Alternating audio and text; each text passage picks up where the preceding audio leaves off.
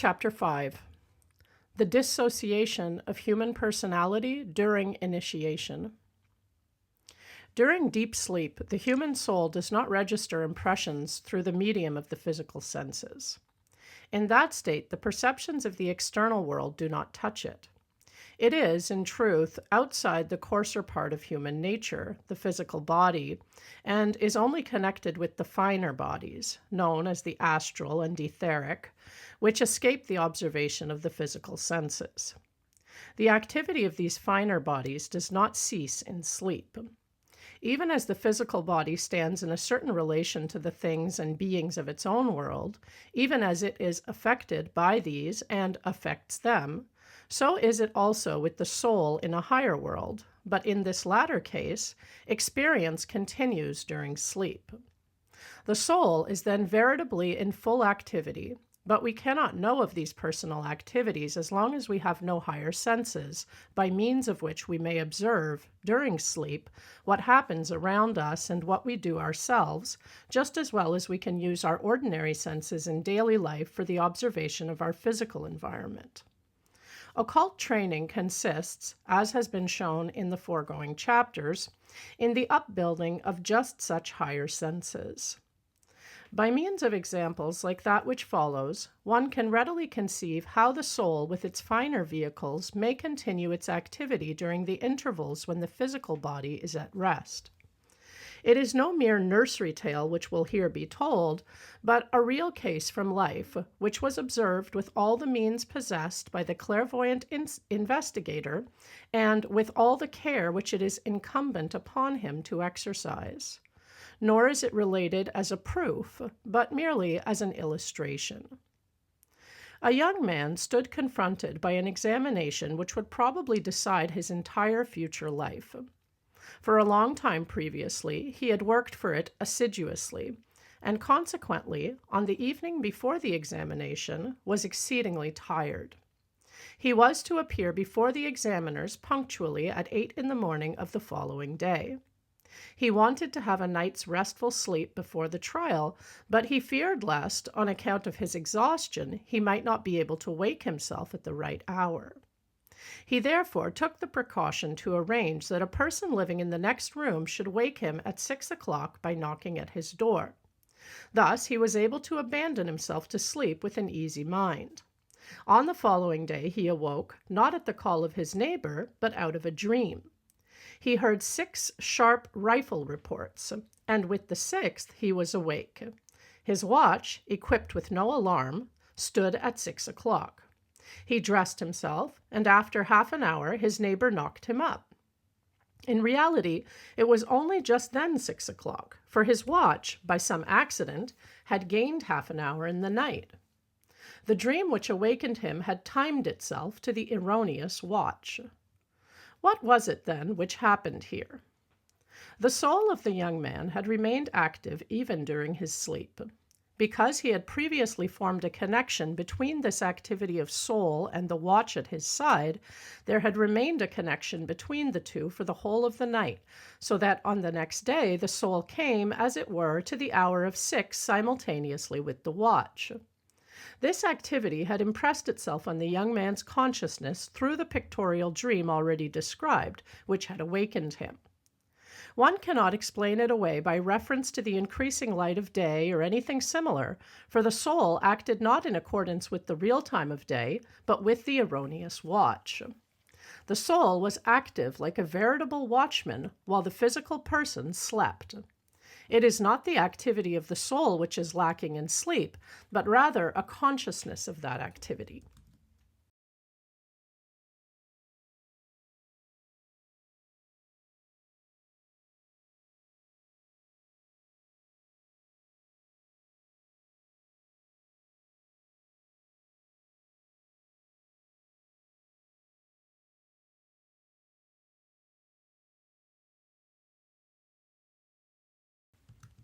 If, by occult training, the sleep life of a person is cultivated in the way already set forth in the previous chapter, he can then follow consciously everything which passes before him while in this particular state. He can voluntarily put himself en rapport with his environment, just as with his experiences, known through the physical senses, during the continuance of the waking consciousness. Had the young man in the above example been a clairvoyant, he would have been able to watch the time for himself during sleep, and in consequence to have awakened himself. It is necessary to state here that the perception of the ordinary phenomenal environment presupposes one of the higher stages of clairvoyance. At the beginning of his development at this stage, the student only perceives things which pertain to another world, without being able to discern their relation to the objects of his workaday surroundings. That which is illustrated in such typical examples of dream or sleep life is repeatedly experienced by people. I'll read that again. That which is illustrated in such typical examples of dream or sleep life is repeatedly experienced by people. The soul lives on unintermittently in the higher worlds and is active within them.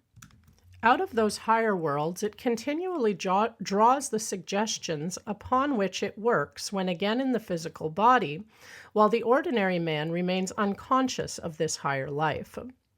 It is the work of the occult student to make it conscious, and by so doing, his life becomes transformed. So long as the soul has not the higher sight, it is guided by foreign agencies. And just as the life of a blind man to whom sight is given by an operation becomes quite different from what it was before, so that he can henceforth dispense with a guide, thus also does the life of a person change under the influence of occult training. He too is now abandoned by his guide and must henceforward guide himself. As soon as this occurs, he is, of course, liable to errors of which his waking consciousness had no conception. He now deals with a world in which, hitherto and unknown to himself, he had been influenced by higher powers. These higher powers are regulated by the great universal harmony. It is from this harmony that the student emerges. He has now to accomplish for himself things which were hitherto done for him without his cooperation. Because this is the case, there will be much said in the treatises which deal with such things concerning the dangers which are connected with an ascent into the higher worlds. The descriptions of these dangers, which have sometimes been given, are very apt to make timid souls regard this higher life only with horror. It should here be said that these experiences only occur if the necessary rules of prudence are neglected. On the other hand, if everything which a genuine occult education imparts as counsel were here given as a warning, it would be manifest that the ascent is through experiences which in magnitude, as in form, surpass everything that has been painted by the boldest fancy of an ordinary person. Yet it is not reasonable to talk of possible injury to health or life. The student learns to recognize horrible threatening forms that haunt every corner and cranny of life. It is even possible for him to make use of such powers and beings who are withdrawn from the perceptions of sense, and the temptation to use these powers in the service of some forbidden interest of his own is very great. There is also the possibility of employing these forces in erroneous ways, owing to an inadequate knowledge concerning the higher worlds. Some of these especially important events, as for example the meeting with the guardian of the threshold, will be described further on in this treatise. Yet one must realize that these hostile powers are around us even when we do not know anything about them. It is true that in this case, their relation to man is determined by higher powers, and that this relationship only changes when he consciously enters the world which was hitherto unknown to him. At the same time, this will enhance his existence and enlarge the circle of his life to an enormous extent. There is danger only if the student, whether from impatience or arrogance, assumes too early an independence in his attitude toward the experiences of the higher world, if he cannot wait until he acquires a really mature insight into superphysical laws. In this sphere, the words humility and modesty are still less empty than in ordinary life. If these, in the very best sense, are the attributes of the student, he may be sure that his ascent into the higher life may be achieved without any danger to what one usually means by health and life. Above all things, it is needful that there should be no disharmony between these higher experiences and the events and demands of everyday life. The student's task throughout is to search on earth, and he who tries to withdraw from the sacred tasks of this earth and to escape into another world may be sure that he never reaches his goal. Yet what the senses behold is only a part of the world, and in spiritual regions lie the causes of what are facts in the phenomenal world. One should participate in the things of the spirit in order to carry one's revelations into the world of the senses. Man transforms the earth by implanting in it that which he has discovered in the spiritual world, and that is his task. Yet, because the earth is dependent upon the spiritual world, because we can only be truly effective on earth if we have part in these worlds wherein lie concealed the creative forces, we ought to be willing to ascend into those regions. If a person enters on a course of occult training with this sentiment, and if he never deviates for a moment from the directions already given, he has not even the most insignificant of dangers to fear. No one ought to hold back from occult education on account of the dangers that confront him. Rather, should the very prospect form a powerful inducement toward the acquisition of those qualities which must be possessed by the genuine occult student. After these preliminaries, which ought certainly to dispel all forebodings, let us now describe one of these dangers, so-called quote-unquote dangers. It is true that very considerable changes are undergone by the finer bodies of the occult student. These changes are connected with certain evolutionary events which happen within the three fundamental forces of the soul: the will, the feelings, and the thoughts. As regards the occult training of a person, these three forces stand in a definite relation, regulated by the laws of the higher world. He does not will, nor think, nor feel in an arbitrary manner. If, for example, a particular idea arises in his mind, then, in accordance with natural laws, a certain feeling is attached to it, or else it is followed by a resolution of the will that is likewise connected with it according to law. You enter a room, find it to be stuffy, and open the window. You hear your name called and follow the call. You are questioned and you answer. You perceive an ill-smelling object and you experience a feeling of disgust. These are simple connections between thought, feeling, and will. If, however, the student surveys human life, he will observe that everything in it is built up on such connections. Indeed, we only call the life of a person normal if we detect in it just that interrelation of thought, feeling, and will which is founded on the laws of human nature. We deem it contrary to these laws if a person, for instance, takes pleasure in an ill-smelling object, or if, on being questioned, he does not answer. The success which we expect from a right education or a fitting instruction consists in our presupposition that we can thereby impart to our pupil an interrelation of thought, feeling, and will that corresponds to human nature. When we present to a pupil any particular ideas, we do so on the supposition that they will assimilate in an orderly association with his feelings and volitions. All this arises from the fact that in the finer soul vehicles of man, the central points of the three powers, feeling, thinking, and willing, are connected with each other in a definite way. This connection in the finer soul vehicles has also its analogy in the coarse physical body. There, too, the organs of volition stand in a certain orderly relation to those of thinking and feeling. A definite thought regularly evokes a feeling or a volition. In the course of a person's higher development, the threads which connect these three principles with each other are severed. At first, this rupture occurs only in regard to the finer organism of the soul. But at a still higher stage, the separation extends also to the physical body. In the higher spiritual evolution of a person, his brain actually divides into 3 separated parts. The separation, indeed, is of such a nature that it is not perceptible to ordinary sense observation, nor could it be detected by the keenest physical instruments.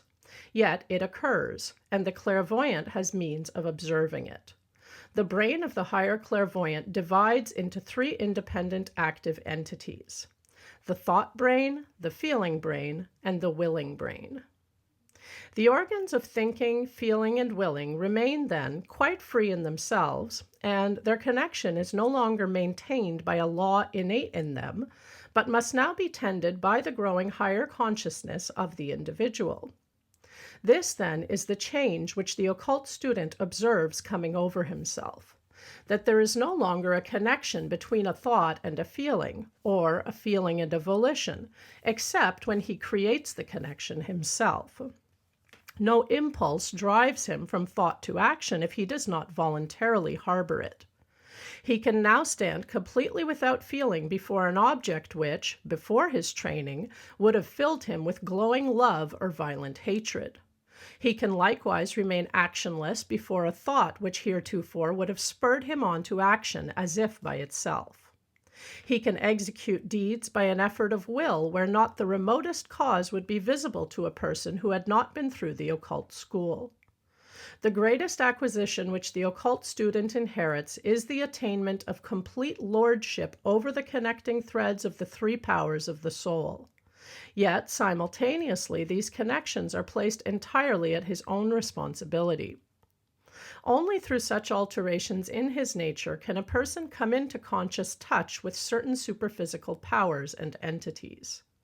For between his own soul and certain fundamental forces of the world, there are correspondences or links.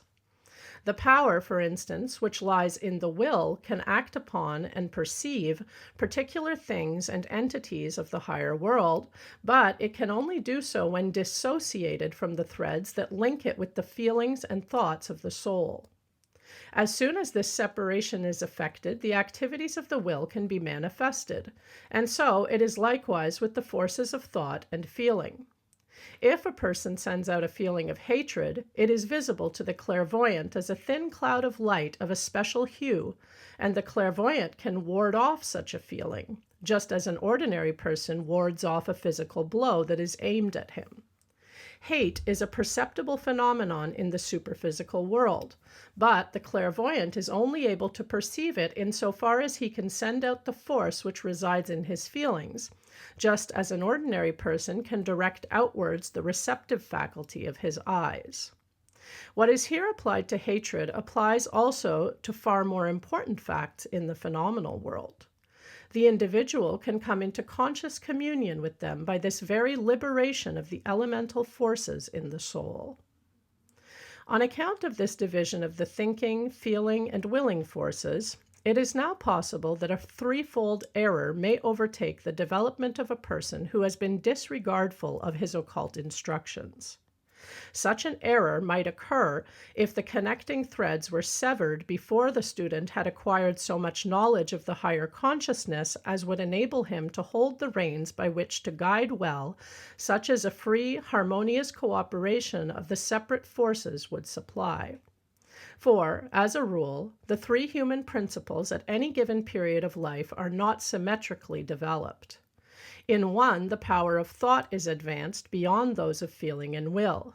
In a second, another power has the upper hand over its companions. So long as the connection between these forces, a connection produced by the laws of the higher world, remains intact, no injurious irregularity in the higher sense can result from the predominance of one force or another. In a person of willpower, for instance, thought and feeling work by those laws to equalize all and to prevent the overweighty will from falling into a kind of degeneration.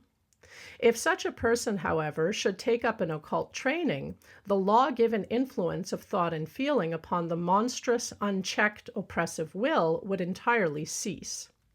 If, then, the individual has not carried his control of the higher consciousness so far that he can call up the desirable harmony for himself, the will continues on its own on its own unbridled way and repeatedly overpowers its possessor.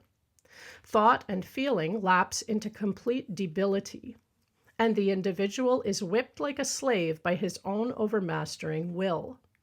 A violent nature which rushes from one uncurbed action to another is the result. A second deviation ensues if feeling shakes off its appropriate bridle in the same extreme manner.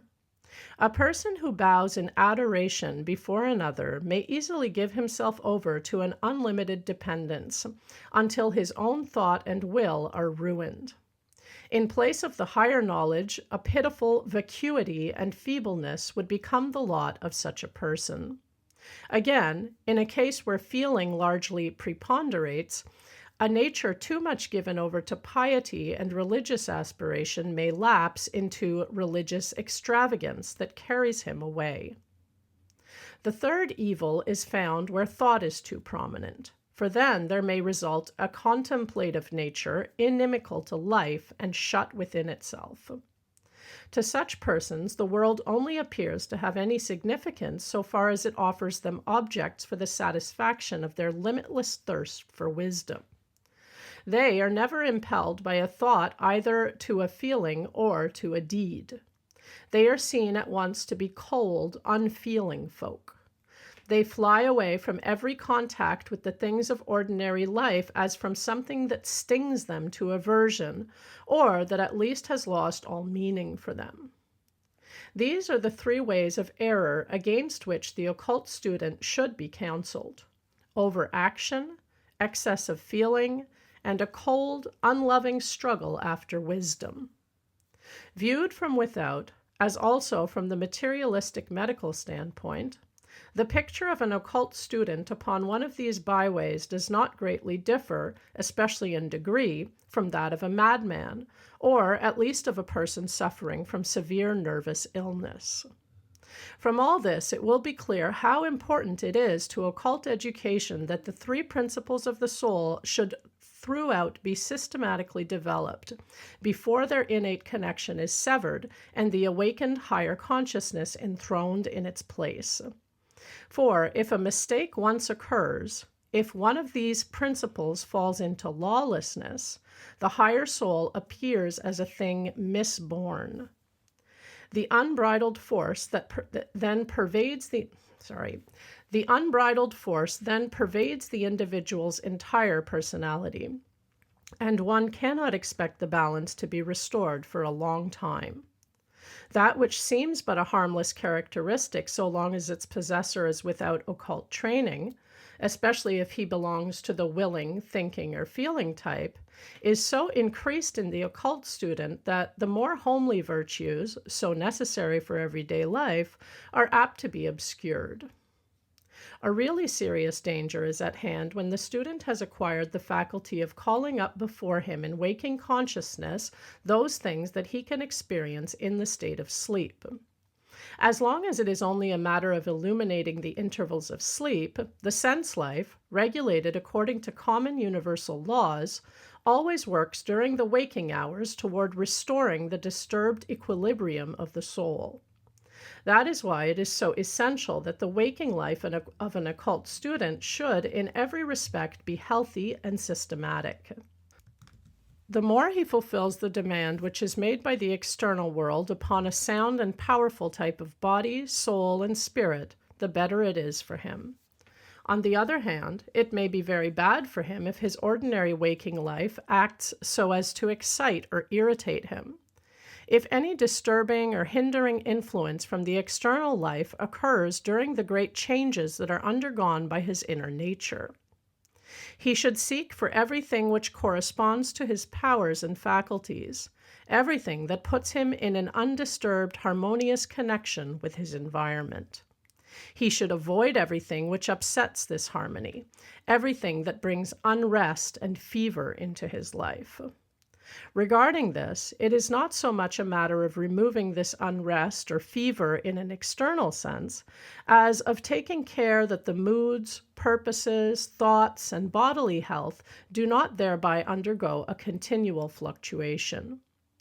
During his occult training, all this is not so easy for a person to accomplish as it was before, since the higher experiences, which are now interwoven with his life, react uninterruptedly upon his entire existence. If something in these higher experiences is not in its place, the irregularity lurks perpetually and is liable to throw him off the right path at every turn. For this reason, the student should omit nothing which will secure for him a lasting control over his entire nature, nor should presence of mind and a peaceful survey of all possible situations in life ever be allowed to desert him. A genuine occult training, indeed, itself engenders all these attributes, and in the course of such training, one only learns to know those dangers at the precise moment when one acquires the full power to rout them from the field.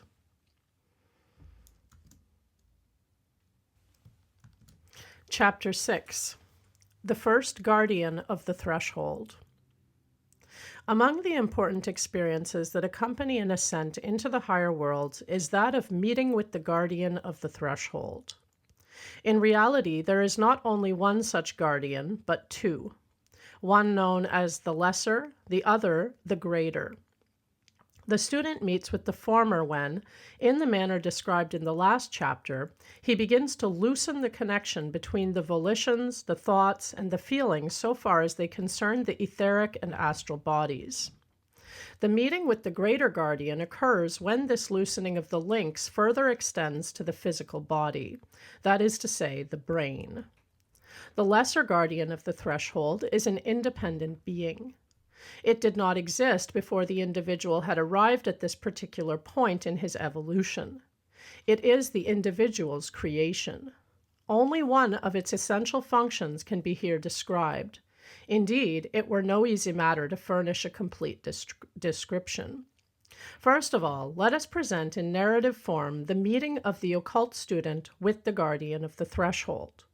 Only by means of this meeting does the former become aware of the separation of the threads that connected his thoughts, his volitions, and his feelings. A terrible spectral creature, in truth, is this that confronts the student. The latter needs all the presence of mind and all the faith in the security of his way to wisdom which he could acquire during his previous training. The guardian proclaims his significance in something like these words. Hitherto, powers which were invisible to you have watched over you. They worked so that in the course of your life, your good deeds brought their reward, your evil actions their disastrous results. Through their influence, your character formed itself out of your experiences and your thoughts. They were the instruments of your fate. It was they that ordered the measure of joy and pain which was meted out to you in any one of your incarnations, according to your conduct in earlier lives. They ruled you by the all-binding law of karma. Now they shall free you from a part of their constraint, and a portion of that which they have accomplished for you must you now accomplish for yourself. In the past you have borne many hard blows from fate. Did you not know wherefore? Each was the effect of a pernicious deed in a life gone by. You found joy and gladness, and you partook of them. They, too, were the fruits of earlier deeds. In your character you have many beautiful qualities, many ugly flaws, and both of these you have woven for yourself out of your bygone experiences and thoughts. Till now you did not know of this. Only the effects were revealed to you.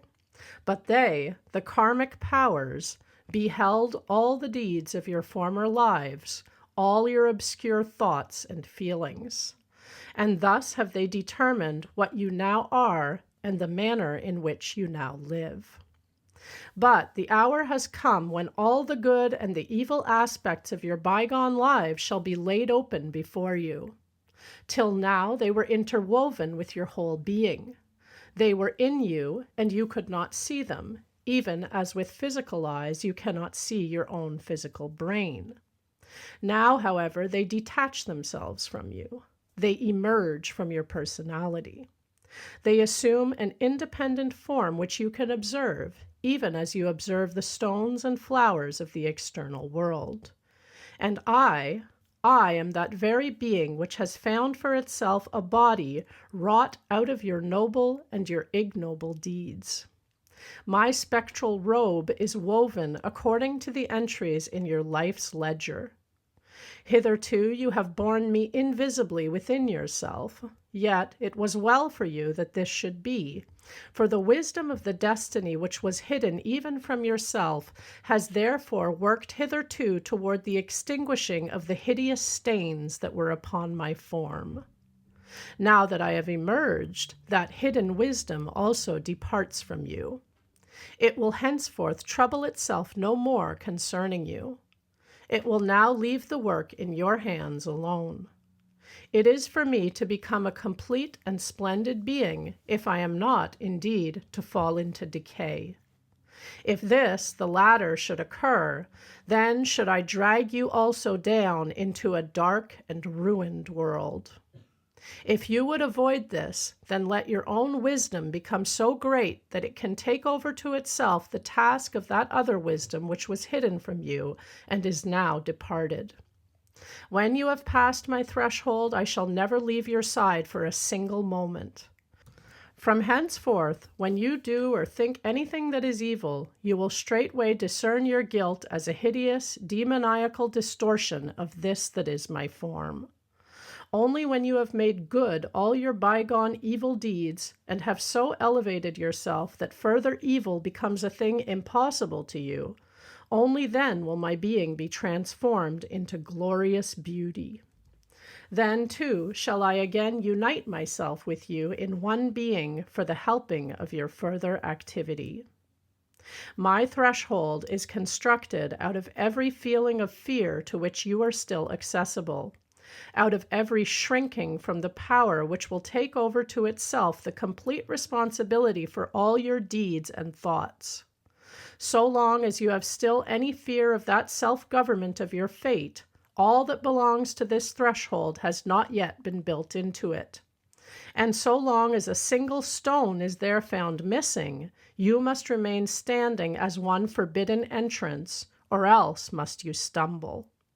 Seek not, then, to pass my threshold until you feel yourself liberated from all fear, ready for the highest responsibility. Hitherto, I have only emerged from your personality when death recalled you from an earthly life, but even then my form was veiled from you. Only the powers of destiny who watched over you could behold me, and they were able, in accordance with my appearance, to build in you, during the interval between death and a new birth, all that power and that capacity wherewith in a new terrestrial existence you could labor at the glorifying of my form for the assurance of your progress. It was on account of my imperfection, indeed, that the powers of destiny were driven again and again to lead you back into a new incarnation upon earth. If you died, I was yet there, and according to me did the lords of karma fashion the manner of your rebirth. Only when through an endless procession of lives you have brought me to perfection shall you no longer descend among the powers of death, but, having united yourself absolutely with me, you shall pass over with me into immortality. Thus do I stand before you here today visible, as I have always stood invisible beside you in the hour of death. When you shall have passed my threshold, you will enter those kingdoms which else would have opened to you only at physical death. You will enter them with full knowledge, and henceforth, when you wander outwardly visible upon the earth, you will also move through the kingdom of death, which is the kingdom of eternal life. I am indeed the angel of death, yet at the same time I am the bringer of an imperishable higher life. Through me you will die while still living in your body, to be reborn into an immortal existence. The kingdom that you now enter will introduce you to beings of a superhuman kind, and in that kingdom happiness will be your lot. But the first acquaintance to be made in that world must be myself, I that am your own creation. Erstwhile I lived upon your life, but now through you I have grown to a separate existence, and here stand before you as the visible gauge of your future deeds, perhaps, too, as your constant reproach. You were able to form me, but in so doing you have taken up the duty of transforming me. What has here been presented in a narrative form, one must not imagine to be merely something allegorical, but realize that it is an experience of the student which is in the highest degree actual. The guardian will warn him not to go further if he does not feel in himself the power necessary for the fulfillment of those demands which have been set forth in the preceding speech. Although the form of the guardian is so frightful, it is yet nothing but the effect of the student's own past lives, his own character, risen out of him into an independent life. This awakening is brought about by the mutual separation of the volitions, the thoughts, and the feelings. It is an experience of the deepest significance when one feels for the first time that one has produced a spiritual being. The next thing to be aimed at is the preparation of the occult student so that he can endure the terrible sight without a vestige of timidity, and, at the moment of the meeting, really feel his power to be so increased that he can take it upon himself to effect with full realization the glorifying of the guardian. A result of this meeting with the guardian of the threshold, if successful, is that the next physical death of the student is an event entirely different from what death was before. He consciously goes through the death whereby he lays aside the physical body as he lays aside an outworn garment or one that is grown useless on account of a sudden rent. This, his physical death, is now only an important fact, as it were, to those who have lived with him, whose perceptions are still restricted to the world of the senses. For them, the occult student dies, but for himself, nothing of importance in his whole environment is changed. The entire superphysical world into which he steps already stood open to him before death, and it is the same world that after death confronts him. Now, the guardian of the threshold is also connected with other matters. The individual belongs to a family, a nation, a race. His deeds in this world depend upon his relationship to this greater unit. His individual character is likewise connected with it. The conscious deeds of a single person are by no means the sum of all he must reckon with in respect of his family, stock, nation, and race. There is a destiny, as there is a character, pertaining to the family or to the race or the nation. For the person who is restricted to his senses, these things remain as general ideas, and the materialistic thinker will regard the occult scientist contemptuously when he hears that for the latter, the family or national character, the lineal or racial destiny, becomes just as real a being as the personality which is produced by the character and destiny of the individual.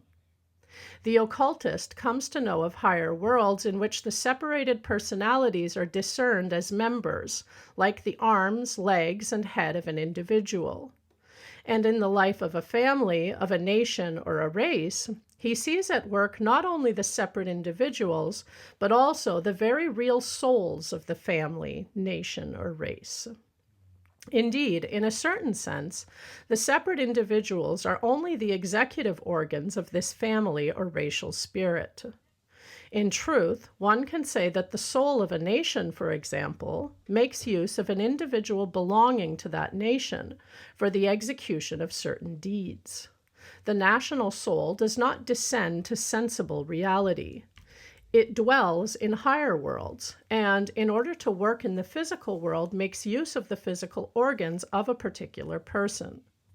In a higher sense, it is as when an architect makes use of a workman for executing the details of a building.